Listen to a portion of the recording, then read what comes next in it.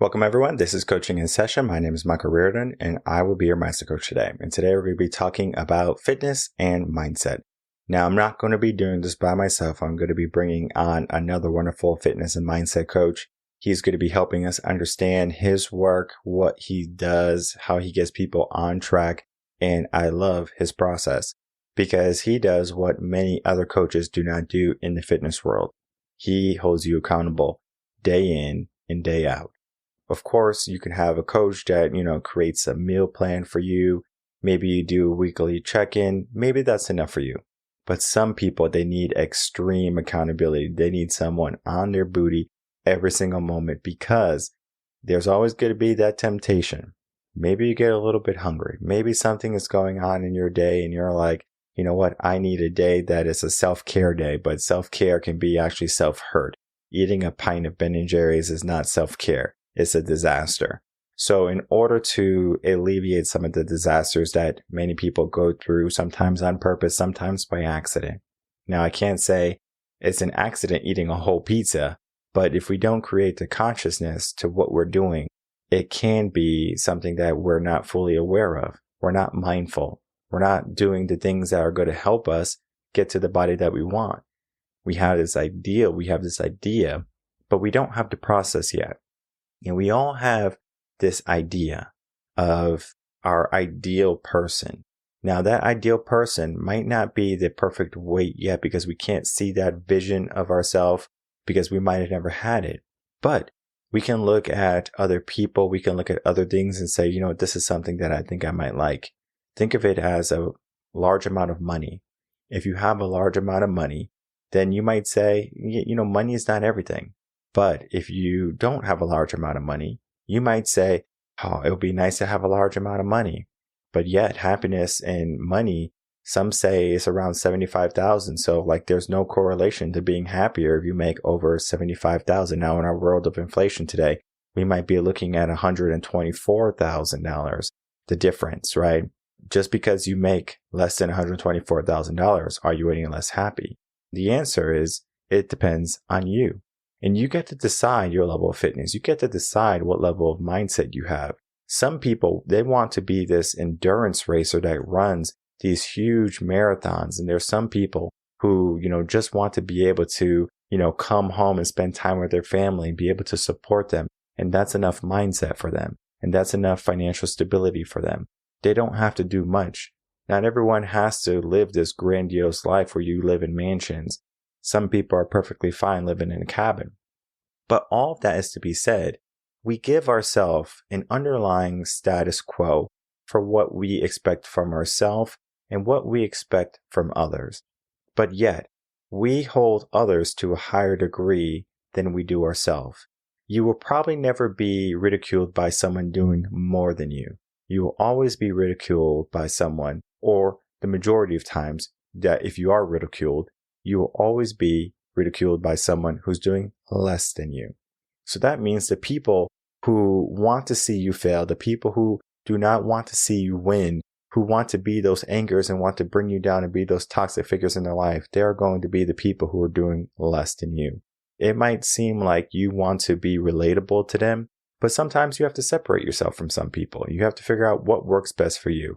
Today, we're going to be looking at what you need to do to get yourself to the fitness level you need to be, and then understand your true mindset, because your mindset is going to be that dictator to whether you're going to do it or whether you're not going to do it. We're not looking to be like everyone else.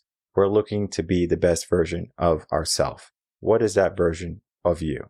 Today, we're going to be walking through that process with my guest, Elijah Hines. Welcome, Elijah Hines, to Coaching in Session. How are you doing today? I'm doing great, Michael. How are you? Doing well. Thanks so much for coming on. Today, I have you on as a fitness and a mindset coach. And when it comes to fitness, you do have to have a strong mindset. Not many people give themselves the idea of mindset or even the mindset of fitness. So we're going to be talking about your work and why people are in this mentality today. In your own words, tell the people who you are, what you do, and how you help. Yeah, so my name is Elijah Hines. My coaching is Oak City Strong on Instagram and everywhere else. I've been a personal trainer and strength coach at Capital Strength in Raleigh, North Carolina for the last 3 years. It's a great private facility. We do a lot of good work there. And then recently I've launched my online efforts as well. And what I really like about that is the workouts are great. It's super important. It will transform your life. Having a good relationship with food, mindful eating, super important. But like you said, if we're not right up here, we can't execute on those things to the best of our ability and we can't stick to it. So I go a little deeper with my online clients. If there's missed workouts, missed days of eating what we're supposed to eat, we go deeper. I'm asking, why is this happening? What's really going on? In just the fitness space, unfortunately, it's kind of scooted around. People feel like, well, maybe this isn't really my scope of practice or whatever. So I'm here if they need to do their next bench press workout, but past that, leave it at that. And that's not going to work for me. This stuff really changed my life when I unlocked that third piece of the puzzle, the mindset. That's when my life really transformed. When I looked at the weight room as a gift, when I looked at every workout as a gift versus this desperation to get stronger or get swole or what have you. It's just, hey, I'm just happy to be here, happy to lift these weights, be in a better place because of it. Yeah, it changed my life. Yeah, definitely. When it comes to fitness, you feel so much better after you do it. I mean, I can't tell you how many times I give myself this mentality when I want to go to the gym or I need to go to the gym because I go to the gym 5 times out of the week. And I say, you know what? Today it's raining outside. It's cold. I'm a little hungry. I'm a little tired. I didn't sleep well. I'm giving myself all of these excuses. And if I don't go to the gym, I feel terrible. And you would think it's the opposite, right? I didn't go exert energy. I should feel amazing. Why is it that when we go to the gym, we feel better after? I think a lot of it has to do with, talk about like anxiety and stress. Like once you've released all that effort and all that strain, now the little things in our day to day, they just kind of bounce right off of you. I think about it sometimes. In one workout of straining yourself, taking sets near or to failure, in 1 hour of that, you've exerted more physical force in like 60 to 90 minutes than someone that doesn't work out might in 6 months, literally. Like producing more force through your body. That stress reliever is incredible. Like I don't get road rage. I don't get hung up on these little confrontations that people might have day to day. Cause it's like, dude, I was just fighting for my life for like 17 sets in a row. I'm good. I got it out of my system. When people don't have that, we have this built up like energy that has to go somewhere. So it ends up exploding in these bizarre confrontations. Yeah, that is so true. I've been fighting for my life for the past 17 sets. And it's true because in life, everyone fights, those 24 hours in their day. But yet, if they give themselves 1 hour of fitness or 1 hour challenge, it's going to give them more tools to fight that stress and anxiety that they may be feeling from their relationships, their jobs, or even in their personal life. And as you said, you go beyond just the regular fitness aspect. If someone's not showing up to the gym, it's more than just that they don't want to do squats today. It's something that's going on in their mind and their life, and they're giving an either or. I would rather do this than that, but they don't understand the benefits of doing that and remaining to do whatever they're doing, whether it be sitting on the sofa, being on their phone, going out to eat fast food, right? Those things become unappealing after a certain time. And what was the trigger for you? Because you said early on, like getting buff or like doing things like physical physique, you started to treat fitness and mindset as a gift. What was that trigger for you? Yeah. So honestly, it was losing weight and seeing myself kind of get weaker in the gym for many, many years. It was all about as many plates on the bar as possible. I would even say that word for word. They'd be like, so like, what's your main thing? And I would just say as many plates on the bar as possible. That'd be my answer. And the way I got to that was by putting down as many plates as possible in the kitchen. I got way too damn big for the goal and effort to be the biggest beast in the gym possible, right? And when I realized I had gotten too fluffy and too soft and I had to chop the fat off, I saw all this progress that I worked so hard for start to dwindle down. And it kind of fucked me up at first. And then I was like, you know what? This is crazy. Some people, they don't even have a gym they don't even have access to this. Some people are dealing with like the craziest things you could deal with. And I'm getting upset because I'm lifting like 5 pounds less on my overhead or whatever, something silly like that. Just kind of brought it down to the core basics. Like, what are we doing here? We're lifting weights. We're getting stronger. We're getting in better health. We're getting in a better mindset for the rest of the day. And I'm really shooting myself in the foot by banking it in negative. It's the most positive thing someone can do. And I'm tainting it, I'm poisoning it by being like, oh, but it's not enough. It's not good enough. And a lot of people do that. They measure themselves up compared to other people, or maybe compared to something they used to do. And it's like the gift that lifting gives you, if we sabotage that by feeling like we're not doing enough, or, oh, I'm not as good as this person, it's really a shame. That was definitely the trigger to just take it as it is and just extract only the positive and not do any of this weird mental negative stuff with it. And as you go, you actually get better at lifting in your physical fitness when you start to take away some of the stigmas that we have once believed, especially as men, 100%. when we're, in high school. We want that six pack. We want this certain type of body, this physique, because it does help get girls a lot more readily and easily. But then later on, maybe now you're a father, maybe you get that dad bod. I'm sure you heard about those, the dad bod. And some girls like the dad bod, right? Because it's not as intimidating as a guy who's all yoked up and big and all these muscles, right? Because then in their eyes, they're like, oh, I have to keep up with that now. Because if we look at a woman over the age of 40 today, 45% of them are overweight. We can see the trend of obesity starting to increase. 45% of women over the age of 40 is 38% of men over the age of 40 are going to be obese. So we can see this is crazy. And that's just the standard or the typical norm.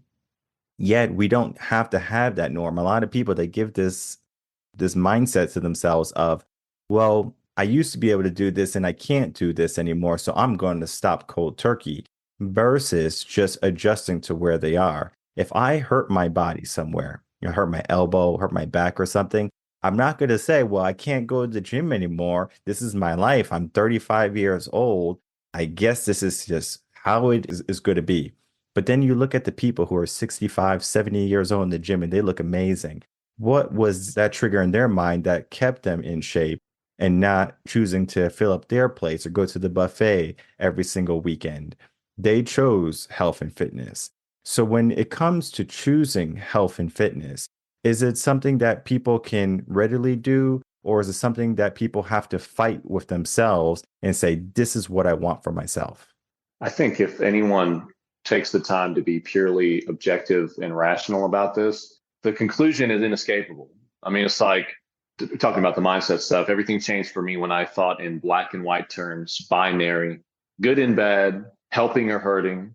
If anyone in their right mind was like, well, which one is better? Looking in the mirror and being like, oh, that's unfortunate. Or looking in the mirror and being like, that's amazing. That's me. That's me. Not a guy in the magazine or not the dude in the movie. That's literally me.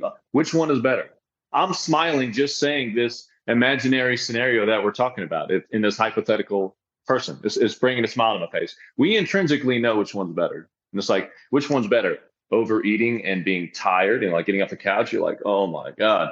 Or eating the right amount. And again, I mean, it all feeds into each other. If you eat the right amount, you're going to look better. If you eat too much, you're going to look worse. It's like, it's irrefutable. It's undeniable. It's subjectively true. No one's going to be like, I would rather look worse, actually.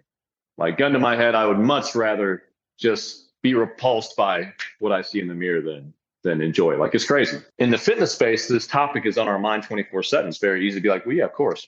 Outside of the fitness space, these conversations aren't happening. People are not addressing their weaknesses. Everyone is worried about protecting each other's feelings, but really it's actually selfish. Like, I'm not saying we should just roll up to people that are overweight and be like, damn, you look like shit. I don't have the balls to do that. But you got to wonder, how many lives would that change? I'm not saying I'm going to start doing that. I'm not saying people should, but that's what it took for me. It took me getting triggered from people I saw on YouTube or even some people in my inner circle saying directly or indirectly, like, you look fucking terrible. And it stung. I was just thinking before we jumped on this call, a client at the gym, my belly. I used to have to like be very strategic with my attire. I had like my shirt tucked in. I was like, all right, I think it looks okay. Then I'd like pull it out a little bit and like, all right, yeah, we're cool, we're cool. She poked it and she was like, it's out. What she said. And I was like, my face turned red. I'm in the middle of training a client and it got kind of awkward. I'm like shook up driving home. If people get triggered, there's a reason. I wouldn't get triggered by that now because it's not out. The reason I got triggered is because it was true. So a lot of it is just starting from that true starting point, we have to be real with ourselves. And BMI and other like hard stats, or even trying to be like, oh, well, maybe it's not even that accurate. It's like, this is crazy town. If you're in good health or in bad health, you look good, if you look bad, if you feel good or if you feel bad. And again, which one's better? Yeah, this is the aspect of our world today where we all want to be accepted, but we don't want to do the work to be accepted. So we just pretend in our mind that we're accepted the way we are. However, there is going to be a bias for men and women. Men don't necessarily have the guise of delusion. We live in a fact-based world. Either we're overweight or we are looking good. We have the body positivity movement is more geared at women. You could be any size, any shape, and you're just fine the way you are. But it's so interesting because even when I start working with these women who once said, this is who I am, I like myself for who I am, we start working, right? And we start with mindset because I do primarily mindset. I do some fitness, but I typically outsource the fitness work now. And when I do that and we're working on the mindset aspect, we finally get to the point where they lost a certain amount of weight, right? And we don't typically give ourselves a goal. We just say, hey, look, if we want, let's lose 2 pounds a month, 5 pounds a month, whatever, right? We'll do it safe, we'll do it slow. And the process, as they go on, they start taking more pictures, more selfies, and the idea that they gave themselves early, like, oh, yeah, I don't want to be too skinny. Oh, like I'm gonna look like a stick, or like they give themselves this idea that they're going to look worse, but they start to look better. And we do it gradually. And so month after month after month, they get to see themselves now. They look better and they start to feel more confident in themselves. And then they're like, I like this person that I created versus the person that they were, because now we have a compare and contrast. Would you rather be that person that you were, or would you rather be this person that you are now? And most people, they say, I'm happy with where I'm at now. And sometimes when people give themselves a goal, for example, I want to lose 50 pounds. Okay, great. You want to lose 50 pounds. Once you reach that goal, what is I guess you can say, the anchor keeping you there? Because if you just lost 50 pounds, on a fad diet, doing keto, restricting yourself for so much, you finally lose the weight. But then you finally, reach it and you're like, okay, great, I can let loose. And this is where people gain back all the weight, if not more. And then now it becomes a battle of attrition. Are they willing to do that fight again? And most are not willing to do that fight again. Most say, I already did it once, I can't do it again. If you ran a 100-mile race, you probably said that race sucked. I'm not doing that again. But at least I did it once in my life. And it's very similar to how if someone wants to lose a enormous amount of weight, anything, over 25 pounds can be daunting to a lot of people. For that, it's like that 100-mile race for them. How can we start to give people a mindset that, yes, you might have relapsed. Yes, you might have or hurt your body and really gone off the marker or the Richter scale, no pun intended. We are trying to get you to where you truly want to be. No more of this false reality of the body positivity, who you can say, I'm 100% satisfied with. How can we get people more readily to that? And even if they fell off from where they were, how can we start to give them the momentum to get back to that? Yeah, it's kind of a cliche answer, and we've all heard it, but it really is just a lifestyle. If you look at dieting as this extreme external thing that I'm doing versus it's just what I do. Like, I don't think in terms of I do cardio or I lift or I track my macros. It's almost just happening. It's just automated. And this is the goal for everyone. I video coming out later about this. Things that people struggle with, it's because they haven't been doing it for very long. Like the things that you do for a long time, it's so automated, it's psychotic. I haven't thought in months and years, am I going to work out today? I haven't had a second thought or like, I'm feeling kind of tired. It just doesn't happen. But I don't really get to take any satisfaction in that. Like it should be that way. It's habit. Like we know this. What's in motion tends to stay in motion, right? So a lot of it is just it being so automated monk mode that you're barely even having to think about it. It's taking less conscious energy and conscious attention. But that can't happen until you do force yourself to have that conscious attention and conscious energy put into it. But yeah, it really is a lifestyle. Like I see some people that work out a few times a week and I can tell they're still doing barbecues on the weekends and drinks on the weekends and eating whatever. And 1 year, 2 year, 3 years go by and they look the same. I'm like, that's brutal. To me, that would be brutal because you're putting in the same amount of time in the gym. Outside of the gym, you would literally just turn a few dials. I'm going to do this one thing different.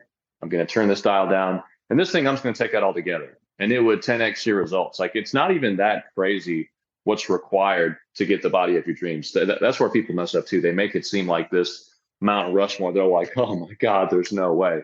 It's not that crazy. Once you built the habit and now it's just what you do. But as far as when people fall off, I mean, you just got to get back on it. It's just a part of the day. It's having it penciled in. It's having the time frame. It's not, oh, I'll finish everything.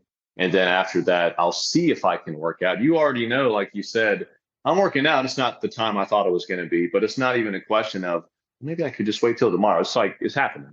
It's just what you do. I like to think of it as, like, let's say you're running and it could be on the treadmill, outside. It doesn't matter where you're running, right? Sometimes when you stop, you're fighting with your brain. You're like, I'm tired. My heart's going to pop out of my chest. I'm going to have a heart attack, whatever. There's a lot of things going on in your brain when it's sending out that like fight or flight response. Like, it doesn't know what's happening. It's very similar to how the brain doesn't know what fear truly is, right? Public speaking, like one of the reasons why people are afraid of it is because they can't differentiate between if the fear of speaking in front of an audience is the same as being in front of a lion. They don't know. Like, the brain can't say this is different. It's the same.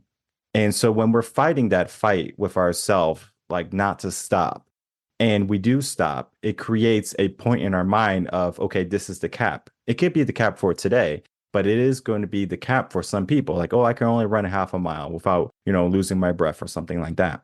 And sometimes when that happens, it's harder for them to start again because maybe their goal for the day is a mile and they stop at the half mile. And they try to run again, but they stop immediately. They try to run again, they stop immediately. The best thing they can do is to get to the mile. But how can we start to give ourselves a better aspect to if we stop, let's say running, if we stop doing our fitness goals, because we can look at New Year's resolutions as a perfect example. They start, but they stop 3 months, 4 months in. How can they get back on, even if we have the mindset of just try to finish? One of my favorite cues I throw at people at the gym if we're hitting a set of 5 or a set of 10 is I'll say, hey, we're doing this 1 rep at a time. And then I'll say, like, as if there's an alternative, I'll usually get a little smirk or something like, oh, yeah, that makes sense. What is the alternative versus doing the very best we can, literally moment to moment to moment to moment? There is no alternative. There is no, I'm actually going to skip where I am, fast forward 10 minutes from now, and I'm going to tweak this. All we have is doing the very best we can in this very moment and doing that to infinity. I mean, that it never ends. We have the aspect of a never-ending cycle. Why do people end that cycle prematurely? I think for a lot of people, it comes down to identity and even something as positive as, like, let's say someone's physique is at a 6 out of 10 and they feel pretty good about themselves. And if it was a 10 out of 10, they would be like on cloud 9.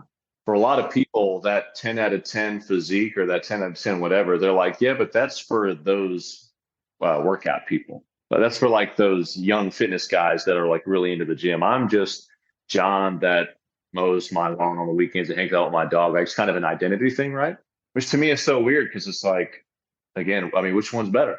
If you would be more proud of yourself, if you would enjoy your day-to-day more, if you look like this, let's just do what it takes to look like this. But we get really in our heads about it. It's like, oh, that's not really me. It's like, why do we put ourselves in these categories? It's very odd. Or they literally can't, in their mind's eye, even imagine them looking a certain way. This is a big one. If someone cannot even imagine or visualize them being in a certain place, they will unconsciously like zigzag around the right decisions. I've seen this even in my own training. Like, you will literally be blind to the program that'll get you to your goal if you feel that goal is unrealistic or unattainable. Like, it could be right smack in front of you and you'll be like, well, what's going on over here? It's like, dude, you said you wanted to bench 225, like that literally works. And they're like, yeah, but I don't know. The program seems a little weird. I didn't think if it wasn't my idea, I'm not going to do it. It's like, what is going on here?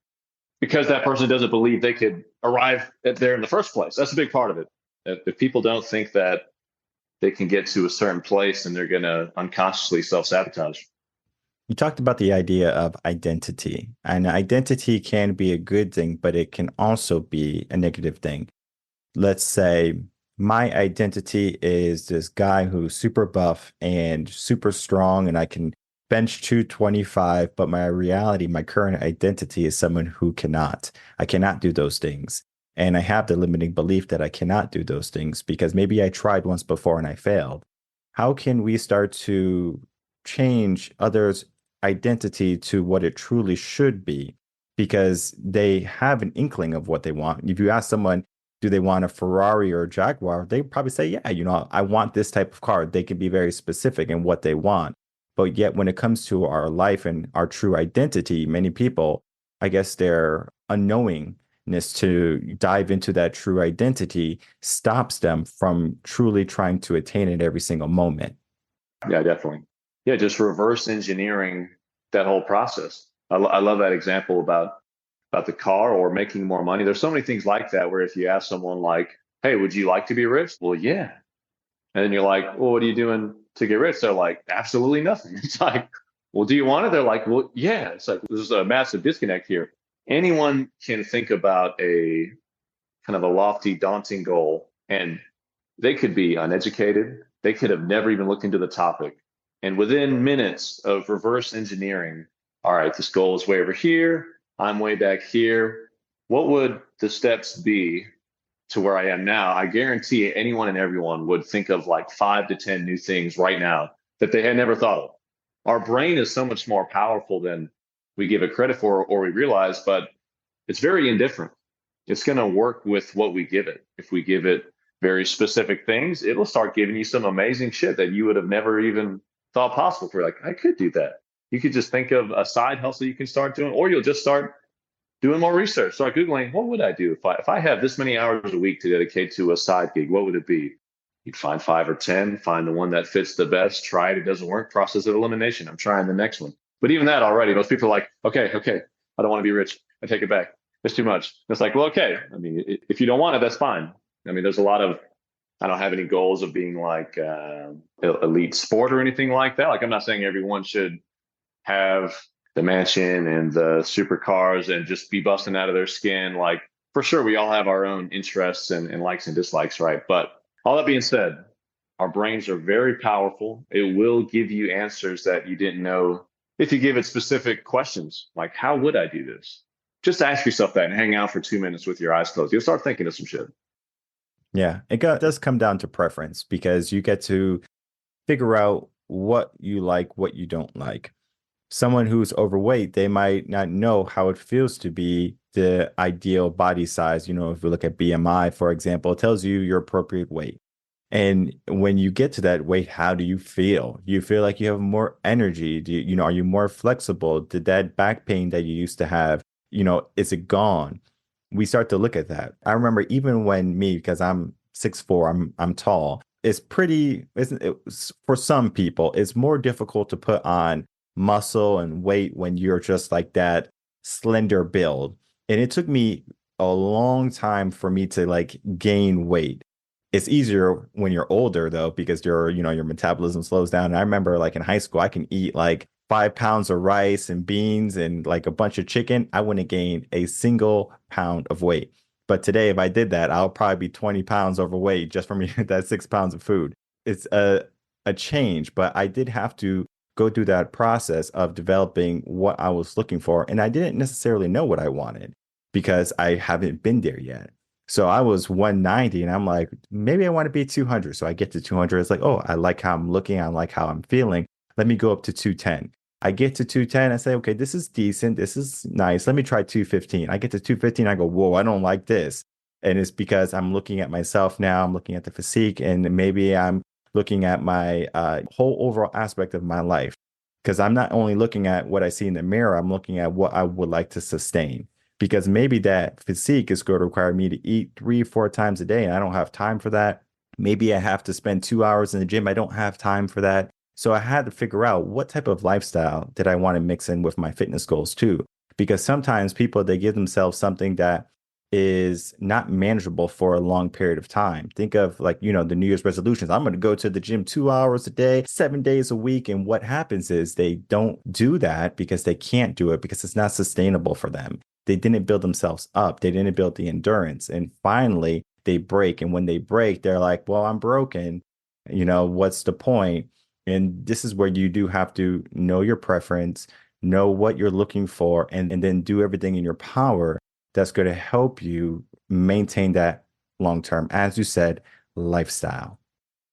Yeah, 100%. It's a good point on trying to do too much too early. I always tell people on a regular basis in my Instagram story, I'm like, look, you see me up at 3:30 in the morning every single day. You see me lift every single day. You see me eating in this way, training in this way. I do that because I genuinely enjoy it. It would be more difficult for me not to do that. The more I work out, the better I feel, the better my days are. The workout's always done before I barely have my first human interaction. And life for me is better that way. But I tell them, you don't have to do that. I have clients that train full body 2 to 3 times a week, and they're mindful of what they eat, and they get 10,000 steps a day, maybe 12 to 15 on a good day, and they look great. And it's not that crazy of a time or energy investment, but they'll go from the couch to like a 6-day push-pull leg split and then drive to the gym. They're like, oh, this is just too much. And like you say, eventually it catches up to them and it's all or nothing. They were hitting the gas hard and now their foot's off and it's totally dead. So what's required for people to achieve their fitness goals, their health goals, their weight goals? It's not as crazy as most people think. Just walking, having a step counter with a Fitbit or a Garmin or whatever you want to use is so powerful, but it doesn't feel that intense. So a lot of people kind of sleep on it. They're like, nah, don't you need to do like the sprints and the Tabata protocol or something? It's like, no, don't eat like a jackass. Be in motion more than you're not in motion. That alone takes care of like 60, 70% of this.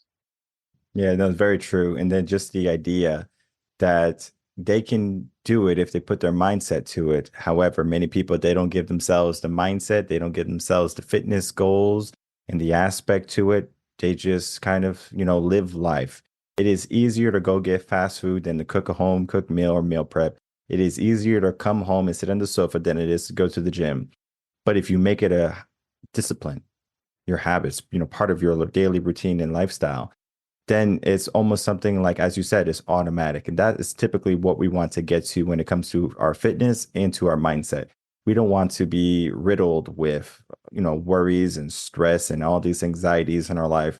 Many people, they want to be financially free. They want to, be financially fit, but they're not doing the things to get there. And the same thing is true with their mindset. The same thing is true with their fitness. All of these things are interrelated. And one of the things that, if you ask like a millionaire or billionaire, like, what are some of the things that make you successful? They say to be active, to move, to not just stay where you are. Get up, get out. That's going to be something that's going to create a positive impact in your life. And our conversation today is just a start because there's going to be many obstacles for fitness and mindset. And that is why it's important to have a coach, someone on your side to help you along the way, because we all have blind spots. I have plenty. And we want to make sure that we are covering those blind spots and we're having someone who can help and support us along the way. As we begin to wrap up, Elijah, I would love for you to tell the audience some final words and for you to tell where they can find you. Yeah, absolutely. Close. Let's go back to what you said earlier about it took you getting to 215 to realize, oh, actually, I'm not that crazy about that. Experience is the ultimate teacher. You can't really speak on or have an opinion on really anything if you haven't experienced it. Someone that drinks a little less, but they still drink, they don't have a valid opinion on the value of not drinking at all, being sober. Someone that's never been jacked doesn't get to say, oh, it's really not all about being jacked. You don't have any true place to speak on about that because you never experienced it. And I say all that to say, any of these things that you're like, yeah, but maybe it's not even all that great. Just find out. It's not even going to take that long to get there. If someone's been 8, 9% body fat, and they're like, honestly, I enjoyed being 12 to 14 better, the flexibility. I wasn't as restrictive. and I'm genuinely happier and my quality of life is higher when I'm here, they're totally spot on. They've seen both sides of the equation. But if you've only seen your one side, you got to get on that other side to really know what that life is like. Experience is the greatest teacher. But as far as where to find me, definitely hit me up on Instagram, Oak City Strong. I'm on all the other platforms, but that's definitely where I'm the most active and engaged. And we do the whole thing.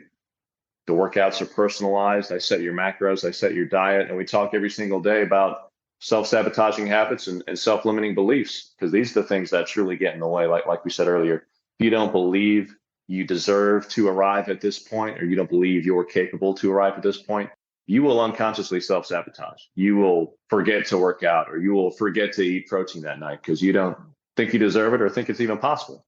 And I'll be there in your ear every single day to say, no, this is what we're going to do. I need you to see this. Let's pull this off. Let's get you there. And then we'll discuss if it wasn't all it's cracked up to be. But I already know what you're going to say when we get there. And that's a great place to be for your clients to be. It's a place of empowerment, to say the least, because they don't truly understand who they can become. And sometimes it takes a coach to, take that person that you don't want to be and you pull it out, like say, hey, I know you don't want to be great, but you're going to be great today. And they are going to thank you for that. And I thank you for, being a wonderful coach, coming on, sharing your wisdom with us today. And all those links for people to easily find you are going to be in the description box below. I encourage everyone to check out what Elijah is doing, to learn more about his process, to get themselves back into being in order. Let's call it that, because everyone has a higher order of being. Some people are going to serve up what they have to serve to get there. And some people are going to say, you know what, let me just be a bystander and take the scraps of what life gives me. But today I want you to line up for greatness. I want you to line up for something better in your life, and to choose fitness and to choose mindset, because it's going to elevate you to new heights in your life. I want to thank you again, Elijah Hines, for coming on and spending some time with me. All right, everyone. I'd like to thank you so much for watching that interview of my guest, Elijah Hines. What went on in the episode is we talked all about fitness. We talked all about mindset. We talked how to get to the goals that you want to get to. All of this is to be said. The process is not going to be as clean and cut as, all right, here's what you need to do. It's going to be easy. There's going to be days when you're going to relapse. There's going to be days when you struggle. There's going to be days when you're going to feel like you're not enough. And those are the days that you lean on your coach. When you do this thing by yourself called life, everything, all the burdens that you give yourself, the struggles, the trials, the tribulations, it's something that you feel like, I have to walk through this by myself. But yet, this is something that you don't have to go through at every moment of your day or waking moment by yourself. Sometimes people are like, oh, I'm going to do this, and then they do it. But then to what degree? They stop eventually when they get tired. They don't become disciplined. They fell off. They got injured. And then that's their excuse. There's no excuse when it comes to who you can be and who you should be. You might say, well, this is the reason this person stopped me. The only person who can stop you is you. And sometimes we need to have this access in our mind that's going to, always open the doors for potential. We all have it every single day. When we wake up, when we hit the snooze button, or if we sleep through the snooze button, it's a choice. When we wake up and we decide to, eat a big breakfast we don't need, it's a choice. When we have a bunch of bagels and cakes for lunch with a bunch of Snicker bars, it's a choice. Sometimes those choices can have negative effects on our body and our mind, because now we might be eating more than what we need. So we're gaining more weight than what we truly want. This is going to be like the idea of, well, if you're 150 today, and let's say you're going to do a test today. Well, I'm going to test to see how many hamburgers I can eat. So if I do gain weight, I know what my cutoff is. So let's say you eat one hamburger. Okay, I didn't gain any weight. Maybe you lost a pound, right? So you're like, okay, now I know I can eat more than one hamburger. So you eat 2 hamburgers. And then you're like, uh-oh, I gained a pound. All right, so my limit is 1 hamburger. But that's not the whole truth. Because you can eat those 2 hamburgers. You can give yourself a workout regime. And remember, you can never outwork a bad diet. But I'm not talking about when you're making a lifestyle eating hamburgers every single day. Maybe you just love hamburgers. You want hamburgers at least once a month. Maybe call it a cheat meal or whatever, right? Do not restrict yourself from the foods you love, because then when you finally get those foods, you're going to overindulge, and it happens more so than not. If you can have ice cream in the house, more power to you. Some people, they can't even have these things in the house. You have to figure out what is your threshold of, I guess you can say, self-control. Once you figure out that, then you can say, all right, I know what I should be doing in my day. I'm eating the right amount of macros. I'm doing everything I need to be doing in the gym. I'm not half-assing it, because sometimes you might just go to the gym for the sake of going to the gym, and it can be good for the mindset, but the body's going to suffer because now you're giving it something different. I'm not saying that every day you're going to be 100%, but what I'm saying is every single day you should be pushing for that 100%. Even if you don't have it, what can you give me? Can you give me 100% of what you got? You might be operating at a 50% capacity that day, but give me all 50%. Don't save some for later. Don't put some in the tank and say, you know what? This is for a rainy moment in my life. This is for just in case there's fight or flight. Our body, our brain has been engineered to protect us in that sense.